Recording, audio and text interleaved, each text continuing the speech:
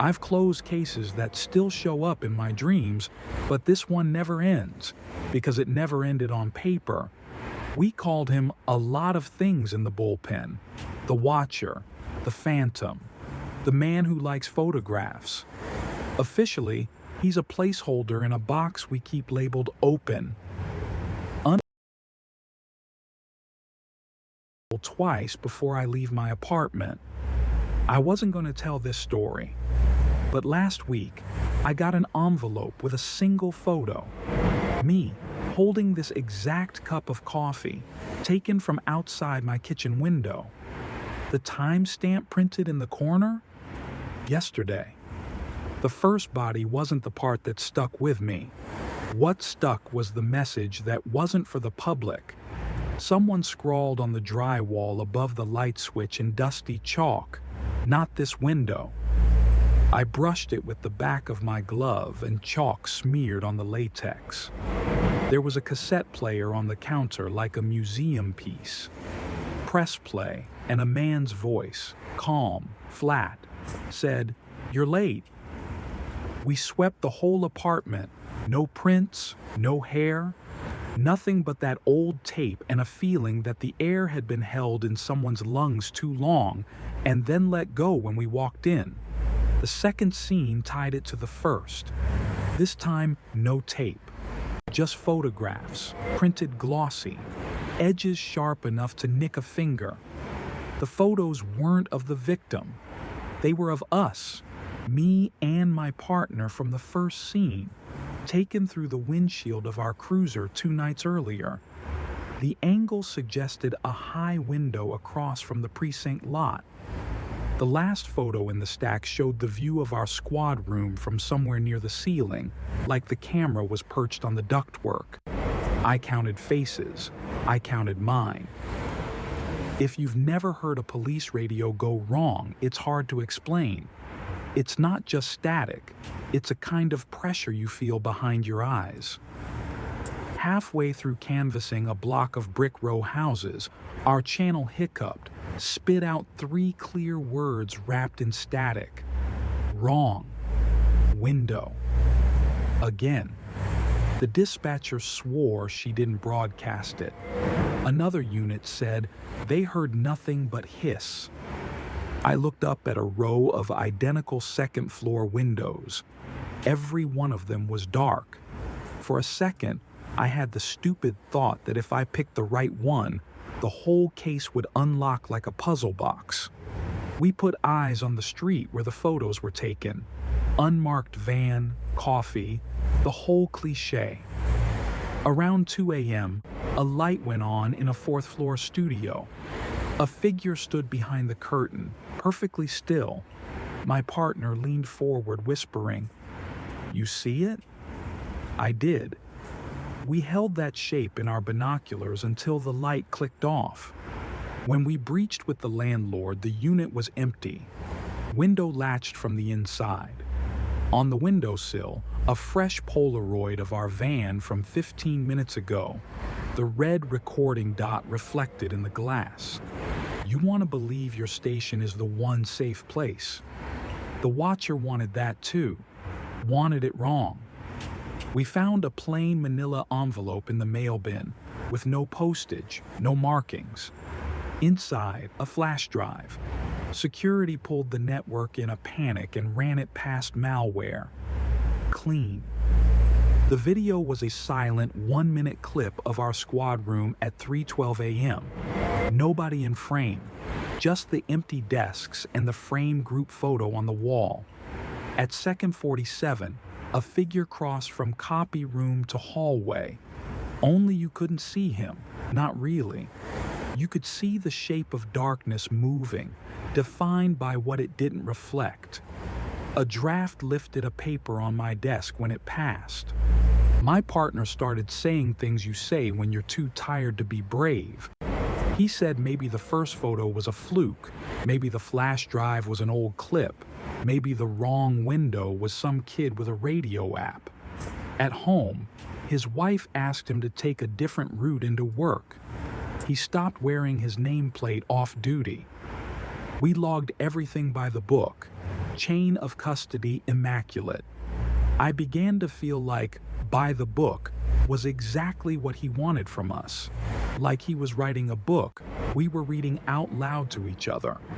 The call came in from a blocked number while I was gassing up the cruiser. I heard my own name first, pronounced the way my mother said it when I was trouble, then my childhood address. Then he told me what I was buying for my daughter's birthday. He was one item off. "It's a scavenger hunt," he said, conversational, like we shared a hobby. "Don't look through the window they built for you. Look through the one I left you." The line clicked. The pump handle thumped against the filler neck when my hand forgot it. We did what cops do when a case starts to walk around in your house. We called in favors, put out feelers. We asked for eyes on every pawn shop that still developed film. Traffic cameras had whole minutes of dead frames on 3 different nights, neat little holes where a car could pass unseen.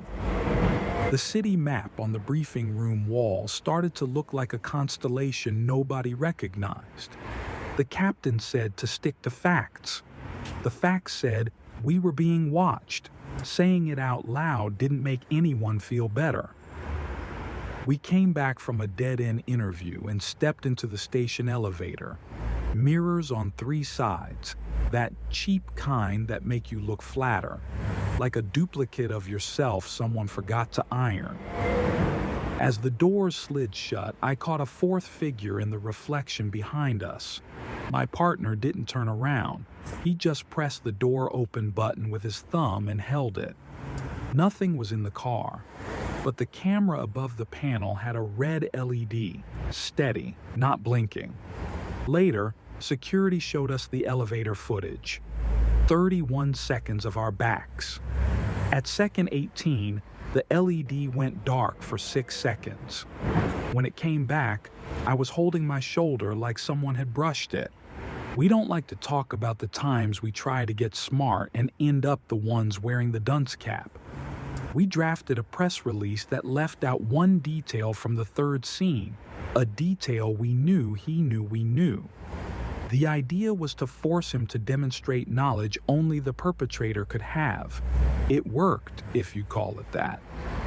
We got a padded envelope 24 hours later with a photocopy of the omitted detail. Under it, typed, "You're still looking at the wrong window." I carried that envelope by the edges like it would burn me if my skin touched it. An informant said a package was going under the blue dumpster behind a shuttered bar at midnight.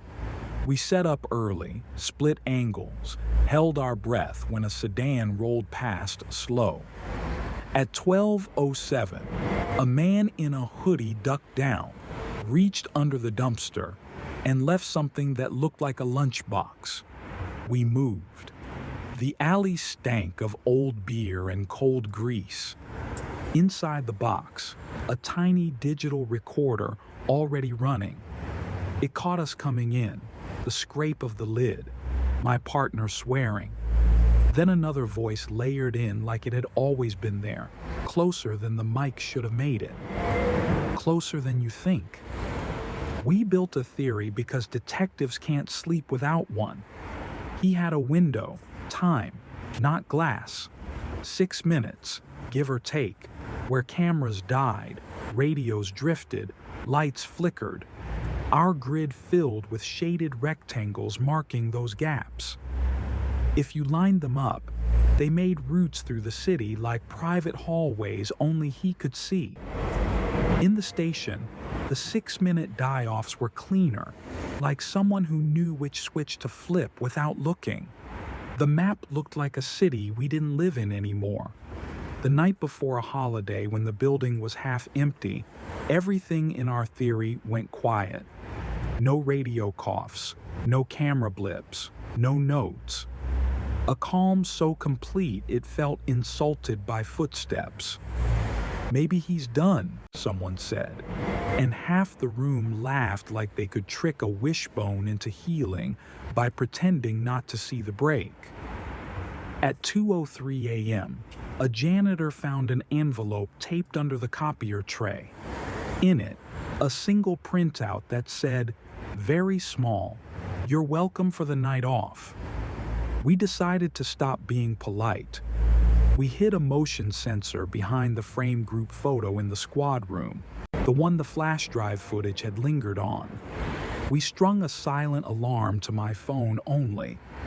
I sat alone on the far side of the room with the lights low, pretending to read a report about a case that felt simpler by comparison. At 3:11 a.m., the alarm buzzed once. The frame didn't move. The motion was air itself, pressure like before a storm. I stood up and every hair on my arm stood with me. Under my chair, taped to the underside with blue painter's tape, was a digital recorder. The red light blinked twice and went dark. I pressed play. My own voice said, "Don't turn around." I did.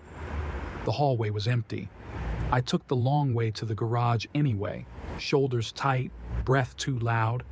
My car chirped when I hit unlock and I jumped like a rookie. On instinct, I checked the back seat. Nothing but a jacket and a spare radio. In the rearview mirror, the garage behind me looked deeper than a basement should be, like the concrete didn't end where the wall was supposed to be. I drove 2 blocks without the radio on.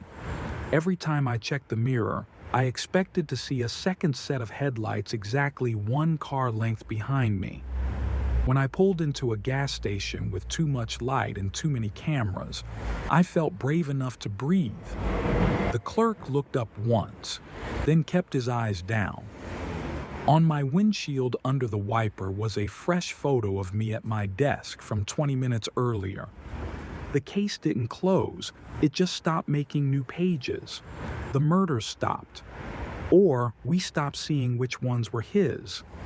Evidence drifted into miscellaneous, then into brown boxes with labels that mean "let it sleep." My partner put in for a transfer to something that sounded quieter on paper. I got very good at making coffee at odd hours of the night. The envelopes kept coming every month or so. No postmark. Sometimes slipped under my apartment door while I showered. Once left on the driver's seat of my locked car. Photos of me walking to my mailbox, me buying groceries, me looking up at my own window like a punchline that gets funnier from repetition. If you're hoping there's a face, a name, a clever sting with a neat chain of custody at the end, you're listening to the wrong story. I'm telling you this because I think I finally understand what his message always was. The wrong window is the one with a badge in it. The right window is the one you don't think you're looking through. When I lie awake, I replay the 6 minutes that aren't on the tapes. What did I say in them? Who walked past me without a shape? And I think about the group photo on the wall, how we all stood there smiling like people in pictures always do. The longer I look, the more convinced I become there's someone else in that frame. Not hidden, just not noticed. Maybe you've seen it too. Maybe you will now. I'm telling this because last night I put a new deadbolt on my apartment door.